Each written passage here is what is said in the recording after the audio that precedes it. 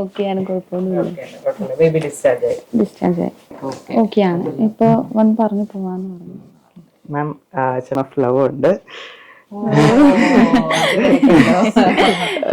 മാമിനെ just കാണിക്കണമെന്ന് തോന്നി. നമ്മുടെ ആദ്യത്തെ ബേബി ഉണ്ട്, രണ്ടാമത്തെ ബേബി ഉണ്ട്. രണ്ടുപേരും ഒരു കുഴപ്പമില്ലാതെ മാം ഞങ്ങൾക്ക് കൈ തന്നിട്ടുണ്ട്. ഞങ്ങൾക്ക് ഞങ്ങളുടെ വേർഡ്സിൽ നിൽക്കുന്ന എല്ലാം ഞങ്ങളുടെ gratitude. Thank you so much.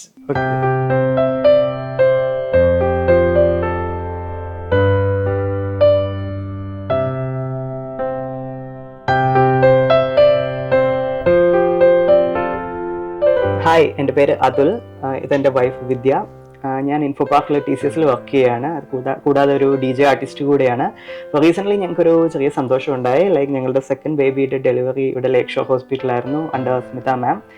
And ഇതിന് മുമ്പ് ഒരു 1.5 years ബാക്ക് ഞങ്ങളുടെ ഫസ്റ്റ് ഡെലിവറിയും ഇവിടെ തന്നെ ആയിരുന്നു, ലേക്ക് ഷോറിൽ തന്നെ ആയിരുന്നു. അന്നേരം ഉണ്ടായ ഒരു സന്തോഷവും ആ ഒരു ട്രസ്റ്റിൻ്റെ പുറത്താണ് ഞങ്ങൾ സെക്കൻഡ് ഡെലിവറി ഞങ്ങൾ ഇവിടെ തന്നെ കണ്ടിന്യൂ ചെയ്തത്.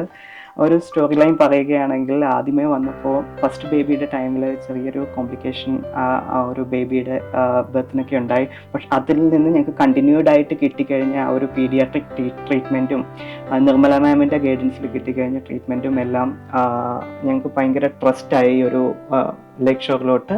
അതുകൊണ്ട് തന്നെ ഞങ്ങൾ സെക്കൻഡ് ഡെലിവറിയും ഇവിടെ തന്നെ ഓപ്റ്റ് ചെയ്തു. ആൻഡ് സ്മിത മാമിൻ്റെ അണ്ടറിലായിരുന്നു ബാക്കി ട്രീറ്റ്മെൻറ്റും കാര്യങ്ങളും നടന്നിരുന്നത്. ഗൈനക്കോളജി ഡിപ്പാർട്ട്മെന്റ് ഭയങ്കര സപ്പോർട്ടീവ് ആയിട്ടുള്ള ടീം വർക്കായിരുന്നു. അതുപോലെ തന്നെ ലേക്ക് ഷോറിലെ ഗൈനക്കോളജിയിലെ ഡിപ്പാർട്ട്മെന്റിലെ എനിക്ക് പറയാൻ പറ്റുന്നതെന്ന് വെച്ചാൽ ഡോക്ടറിന്റെ വീട്ടിൽ സ്മിത മാമിനെയാണ് ഞാൻ കൺസൾട്ട് ചെയ്തത്. ഒത്തിരി സപ്പോർട്ടീവായിട്ട് തന്നെയാണ് കൂടെ. ഫസ്റ്റ് ടൈം മുതൽ ലാസ്റ്റ് ഡെലിവറി കഴിഞ്ഞിട്ടാണ് ഞങ്ങൾ ഡിസ്ചാർജ് ആവുന്നവരെ മാം കൂടെ തന്നെ നിന്നു, നല്ല സപ്പോർട്ടീവ് ആയിരുന്നു.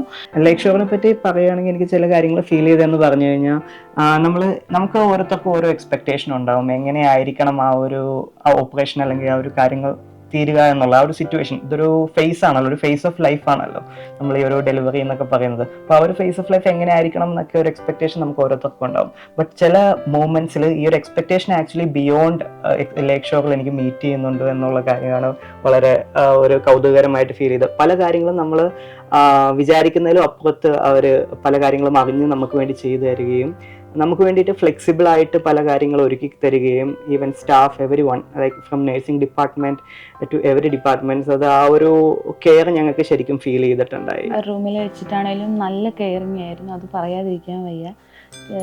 ഡോക്ടർ സ്മിത മാമും ഭയങ്കര സപ്പോർട്ടീവായിട്ട് സംസാരിക്കുകയും നമ്മൾ ഫസ്റ്റ് ടൈം മുതൽ കൺസൾട്ടേഷൻ്റെ ഫസ്റ്റ് ടൈം മുതൽ മാം കൂടെ തന്നെ നല്ല സോഫ്റ്റായിട്ട് നമ്മൾ ടെൻഷൻ ആക്കാതെ നല്ല കൂടെ തന്നെ കാര്യങ്ങളൊക്കെ നന്നായിട്ട് സംസാരിക്കുകയും എല്ലാ കാര്യങ്ങളും ഭംഗിയായിട്ട് തന്നെ മാം ചെയ്തു. ഫസ്റ്റ് ടൈം ഡെലിവറി നടന്നപ്പോൾ ഞങ്ങൾ ആദ്യമായിട്ടാണ് പേരൻസ് ആവുന്നത്. ആ ഒരു ടൈമിലുണ്ടായിരുന്ന ടെൻഷനൊക്കെ മെയിൻലി ഇവിടുത്തെ ഫെസിലിറ്റീസും ഇവിടുത്തെ അവർ തന്നെ പ്രൊആക്റ്റീവായിട്ട് ഓരോ കാര്യങ്ങൾ ചെയ്യുമ്പോഴും ആ ഒരു അലച്ചിലോ കാര്യങ്ങളോ ഒന്നും ഞങ്ങൾക്ക് ഫീൽ ചെയ്യേണ്ടി വന്നിട്ടില്ല. ആ ഒരു ടെൻഷൻ ഞങ്ങൾക്ക് അധികം ഫീൽ ചെയ്യേണ്ടി വന്നിട്ടില്ല. എല്ലാ കാര്യങ്ങളും ഓരോന്നിനും ആ ഒരു ക്വാളിറ്റി എൻഷുർ ചെയ്യാൻ വേണ്ടിയിട്ട് നമ്മളുടെ അടുത്ത് റിപ്പീറ്റഡ് ആയിട്ട് ഫീഡ്ബാക്ക് എടുത്തു തന്നെയാണ് ഓരോ സ്റ്റെപ്പും ഓരോ അവേർലി ഫീഡ്ബാക്ക് എടുത്താണ്. നമുക്ക് എന്ത് പ്രശ്നം ഉണ്ടെങ്കിലും അവർ അഡ്രസ്സ് ചെയ്ത് കഴിഞ്ഞാൽ വിത്തിൻ ഫ്യൂ മിനിറ്റ്സ് അത് റിസോൾവ് ചെയ്ത് തന്നെ നമ്മളെ ആ ഒരു ജേർണി നല്ല രീതിയിൽ കംപ്ലീറ്റ് ആവും എന്നുള്ളത് എനിക്ക് ശരിക്കും ഫീൽ ചെയ്ത ഒരു കാര്യമാണ്.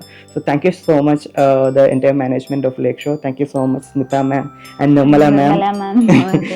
നിർമ്മല മാം ശരിക്കും ഞങ്ങളുടെ ബേബിയുടെ കെയർ ചെയ്യുന്നത് ഞങ്ങൾക്ക് ശരിക്കും ഫീൽ ചെയ്യാറുള്ളതാണ്. ഞങ്ങളെക്കാൾ കൂടുതൽ നന്നായിട്ട്. She is A wonderful doctor, Smitha ma'am and Nirmala.